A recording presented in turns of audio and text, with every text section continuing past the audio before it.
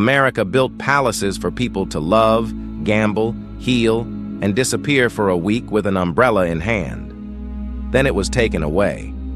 All that remains are pools that no one empties, ballrooms that no one cleans.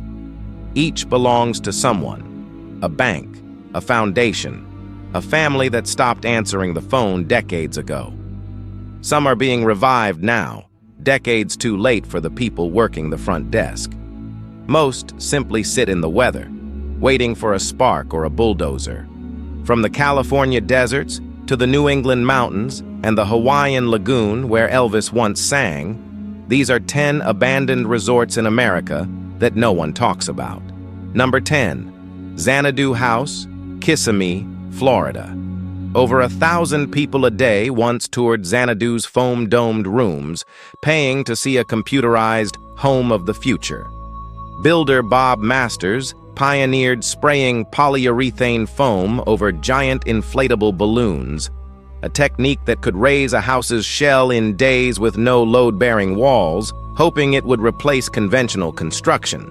It proved too hard to insure, finance, or sell to buyers who wanted straight walls. 3 Xanadu houses went up between 1979 and 1983 in Wisconsin Dells, Gatlinburg, and Kissimmee, the last near the new Epcot Center. Inside, Commodore computers ran the lighting, security, and a robotic kitchen arm. Nobody ever lived in one. All 3 were pure tourist attractions, obsolete within a decade, their curved walls making for cramped, uncomfortable rooms. The Wisconsin and Tennessee houses were demolished by the early 90s. Kissimmee's lasted until 1996, then rotted for years. Mold, Squatters, a 2007 documentary capturing its collapse, before being bulldozed in October 2005. Number 9, Lake Dolores Waterpark, Newberry Springs, California. Along Interstate 15 in the Mojave Desert sits a 273-acre lake ringed by rusted slide towers, reportedly America's first water park. Businessman Bob Byers built it in 1962 as a private swimming hole, naming it for his wife Dolores, before it grew into a public park and roadside attraction. He sold it in 1990. New owners relaunched it in 1998 as Rockahula, a 1950s-themed park, but a 1999 accident that paralyzed an employee triggered a $4.4 million lawsuit, and the park limped on under another name, Discovery Water Park, before closing in 2004. Today, it's fed by nothing. Its slides were shipped to a working Canadian park, and its palm trees keep mysteriously vanishing one by one. There's no real security. Visitors have simply driven in past faded no trespassing signs near California's oddly named ZZX Road. Number 8, North Shore Beach and Yacht Club, Salton Sea, California. On California's accidental Salton Sea, formed in 1905 when floodwater breached an irrigation canal, a swooping modernist marina building once anchored a booming desert resort scene. Developers built the Yacht Club in 1958, designed by Albert Frey, the architect behind Palm Springs' desert modernism. Celebrities including the Beach Boys and the Marx Brothers reportedly partied there. But 1970s, flooding and rising salinity from agricultural runoff poisoned the sea, crusting its shores in salt. Boats stopped docking by 1981. The club closed in 1984, and Lincoln Park photographed its ruins for a 2007 album cover. County officials debated demolishing it in 2008, but Riverside County instead secured over $3 million in restoration funds, reopening it as a community center by 2011. One of the few buildings there to get a second act. Everything around it, motels, auto shops, a planned development whose street signs, some named for Bob Hope, still stand without houses, never came back. Number 7, Homowack Lodge, Spring Glen, New York. In the Catskills Borscht Belt, the Jewish-owned resort circuit that flourished after World War II when other hotels turned away Jewish guests. Homowack Lodge opened in the 1940s, growing into a full resort with a bowling alley and indoor pool. In 2006, the Hasidic sect Machne Binos Square bought it, initially running it as a kosher hotel, before unveiling plans for an entire new town, Kiryas Skver, across its 450 acres. An estimated 10,000 people gathered there in 2007 to celebrate. The plan stalled amid local opposition and state health violations tied to an on-site girls' camp, evacuated by officials in August 2009 after a tense standoff. Photographer Marisa Scheinfeld later documented the decaying lodge in a book on the Borscht Belt's remains. In July 2023, fires tore through what was left, part of a string of blazes that also hit Grossinger's The Pines Resort and the Nevele Grand within about 18 months, none with a confirmed cause. Number 6. Penn Hills Resort, Analamink, Pennsylvania. Deep in the Pocono woods sits a resort built entirely around romance. Heart-shaped tubs, round beds, wedding bell-shaped pools. Penn Hills began as a roadside tavern opened by Italian immigrants Francis and Charles Paolillo in 1944, rebuilt after a 1955 flood into a 500-acre honeymoon resort with twin wedding bell pools, tennis courts, and the Poconos' first ice rink, marketed as the Paradise of Pocono Pleasure. Cheap flights to warmer destinations gutted the business by the 1980s. Rooms stayed near $300 a night even as conditions declined. Founder Francis Paolillo died in 2009 at 102. The resort closed 2 months later. Number 5. Kutsher's Country Club, Monticello, New York. Kutsher's outlasted every other Catskills resort through the Depression, cheap overseas airfare, and the Borscht Belt's slow collapse, before finally losing too. It began in 1907 as a boarding house run by brothers Max and Louis Kutsher, expanding in the 1940s under Milton Kutsher into a 1,500-acre resort with 400 rooms, the Stardust nightclub, kosher dining, and its own summer camps. His wife Helen, who ran reservations, became known as the First Lady of the Catskills. For decades, Kutsher's and other Catskills hotels hosted summer basketball leagues featuring future NBA stars. Widely considered the inspiration for Dirty Dancing, it was the subject of a 2012 documentary praised by outlets from NPR to the Wall Street Journal.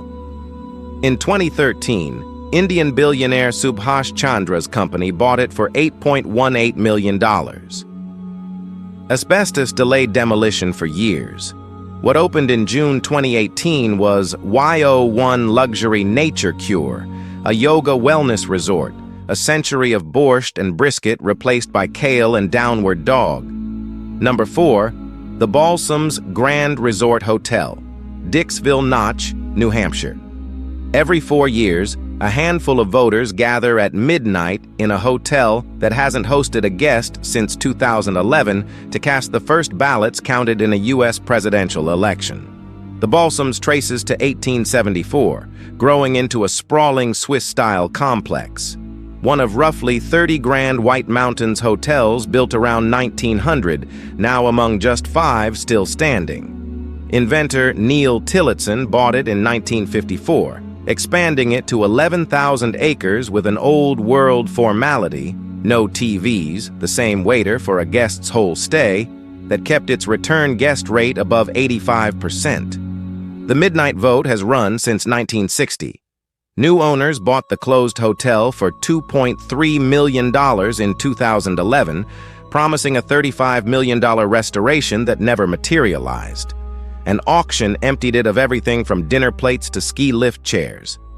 Former ski executive Les Otten later joined a redevelopment effort estimated north of $300 million.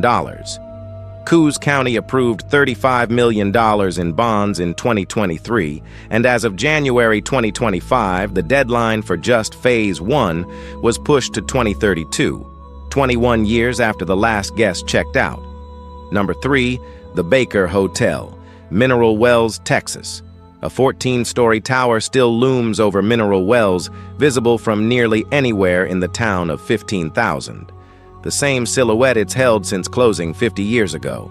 Entrepreneur T.B. Baker built it in 1929 for $1.2 million, betting on the town's mineral springs, which had drawn health tourists since the 1870s.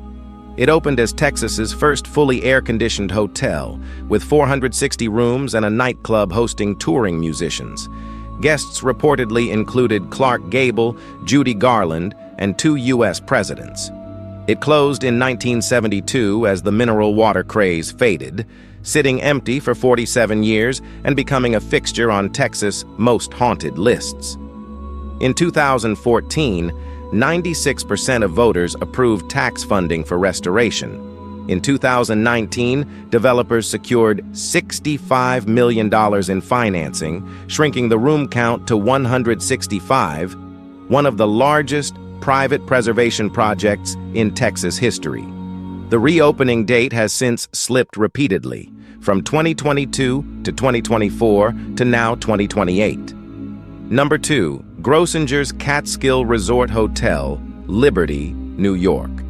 At its height, Grossinger's needed its own airstrip and post office. It began in 1914 as a boarding house run by Austrian immigrants, Asher and Malka Grossinger and daughter Jenny, growing under her leadership into a 1,200-acre, 35-building complex, drawing 150,000 guests a year, the Queen of the Catskills, with a 27-hole golf course, 2 kosher kitchens, and, in 1952, the first artificial snow ever made at a resort. Elizabeth Taylor married there, Jackie Robinson vacationed there, Rocky Marciano trained there. Eddie Fisher and Debbie Reynolds' 1955 wedding drew national coverage.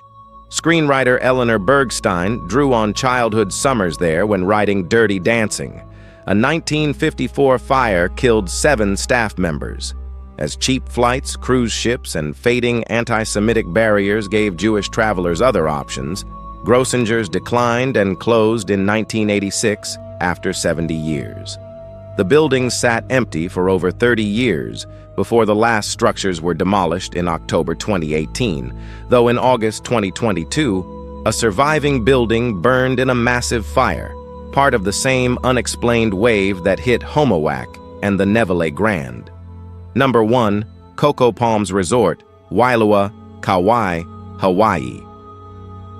In 1961, Elvis Presley sang his Screen Bride across a lagoon in the closing scene of Blue Hawaii, filmed at a Kauai resort built on land once home to Hawaiian royalty.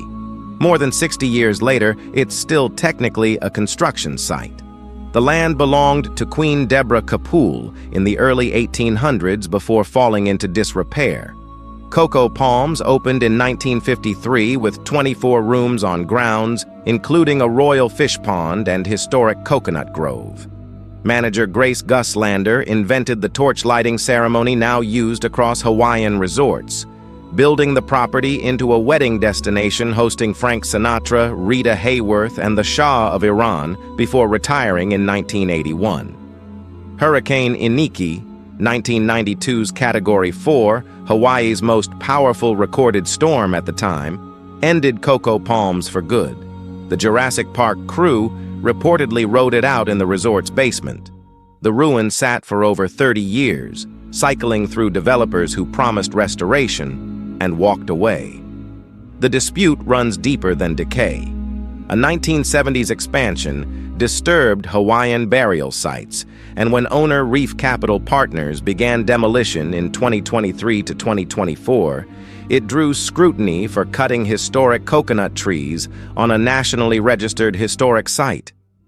A 350-room Kimpton resort backed by over $400 million is now under construction. Its opening slipped from 2026 to 2028, more than 3 decades after Elvis's last note on that lagoon. What ties these places together isn't the decay, it's the timing. Each was built for a version of American leisure that quietly stopped existing. The 2-week Catskills summer, the heart-shaped honeymoon tub, the foam house that thinks for you, the desert water park nobody needed until suddenly everybody did. Nobody voted these places out of existence. People just started going somewhere else, and the buildings never got the memo. Many of these stories end not with collapse, but with a lawyer, a permit, and a groundbreaking that keeps getting rescheduled. Maybe that's the real story. Not the mold or the fires, but a pool nobody drained, still waiting for a summer that isn't coming back. And if a few are finally getting a second act, it's worth asking who that act is really for.